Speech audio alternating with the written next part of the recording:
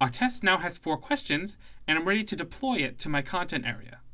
Press the OK button in the lower right-hand corner of your screen, and you'll be brought back to the Create Test page.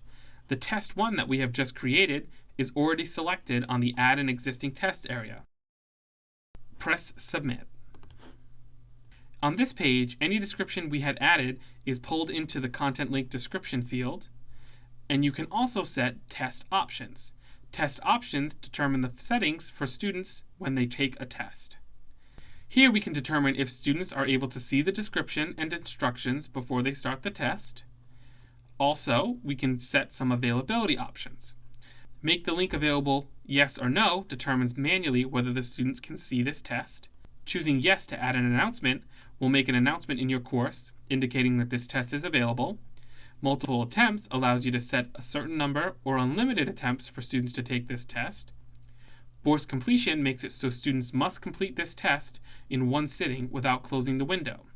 This setting can cause problems if students have an unstable internet connection or if a student closes a window accidentally.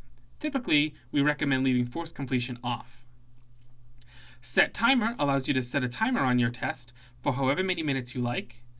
Auto submit on will force the test to submit once the time limit, in this case 60 minutes, has elapsed.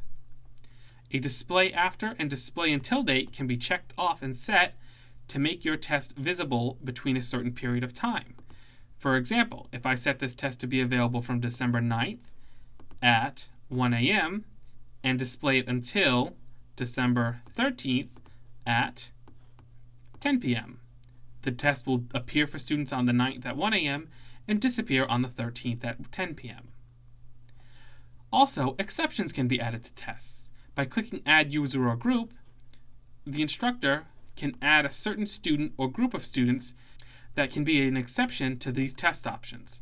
For example, if I select Andrew Hino 2 and press Submit, I can change how many attempts he can make, set the timer for him, auto-submit on or off for them, change the availability dates, and also determine whether or not I want to force complete him.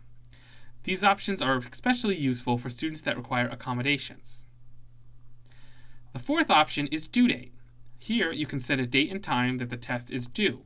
Students will see this on their course calendar as well as on their To Do module of the What's New and Due page.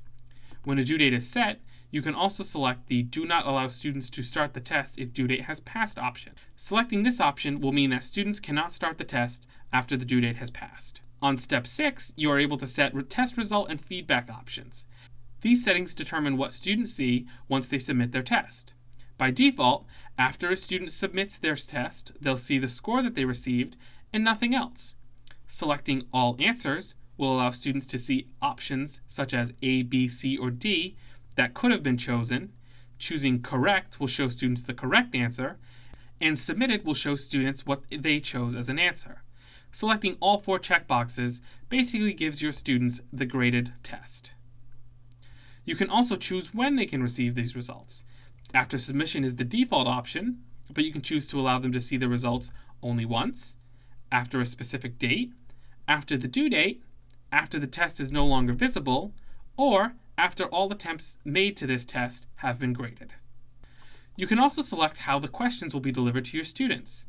By default, all questions will appear on the screen at once. You can also select one at a time. When you select one at a time, you can even prohibit backtracking. This prevents students from going backwards in their test, forcing them to only move on to next questions as opposed to being able to move back. Randomized questions will shuffle the questions for each student, meaning that my 1 might be another student's question 5. Press Submit once you have set your test options and your test has been deployed to your content area.